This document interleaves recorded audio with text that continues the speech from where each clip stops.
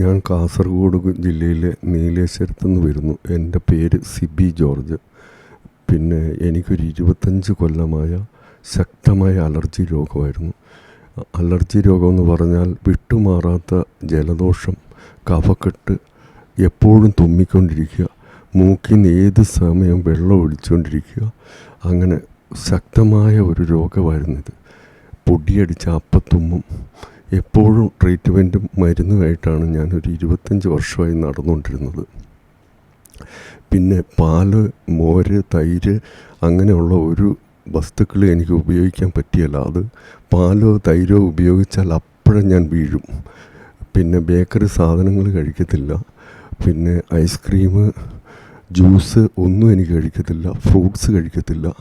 അങ്ങനെ ഒരു മാരക രോഗത്തിൻ്റെ പിടിയിലായിരുന്നു ഞാൻ. ഇവിടെ വന്ന് ധ്യാനം കൂടി. ഈ 5 ദിവസം പാലൊഴിച്ച് ഞാൻ 2 നേരം ചായ കുടിച്ചു. 3-ാം ദിവസം ധ്യാനം കൂടി 3-ാം ദിവസം തന്നെ റാഫേൽ അച്ഛൻ ശക്തമായ അലർജി രോഗം മാറ്റുന്നതായിട്ട്, ഒരു മകൻ്റെ അലർജി രോഗം മാറ്റുന്നതായിട്ട് കാണിച്ചു തരുന്നുവെന്ന് വിളിച്ചു പറഞ്ഞു.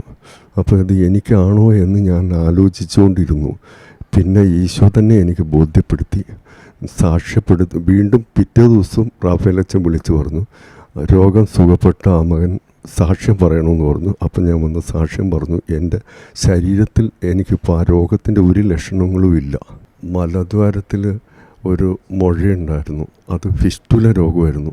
അതിനും ഞാൻ ട്രീറ്റ്മെൻ്റ് എല്ലാം എടുത്തുകൊണ്ടിരിക്കുകയായിരുന്നു. ശക്തമായ ചൊറിച്ചിലും വലിയ ബുദ്ധിമുട്ടുകളുണ്ടായിരുന്നു. അതും അച്ഛൻ വിളിച്ചു പറഞ്ഞു, മലദ്വാരത്തിൽ മുഴയുള്ള ഒരു മകനെ സുഖപ്പെടുത്തുന്നെന്ന് പറഞ്ഞു.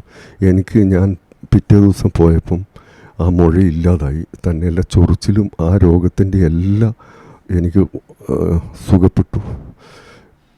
ഈ മാരകമായ രോഗത്തിൻ്റെ പിടിയിൽ നിന്നും എന്നെ പൂർണ്ണമായ സൗഖ്യം തന്ന് ഈശോയ്ക്കും മാതാവിനും നന്ദി പറയുന്നു.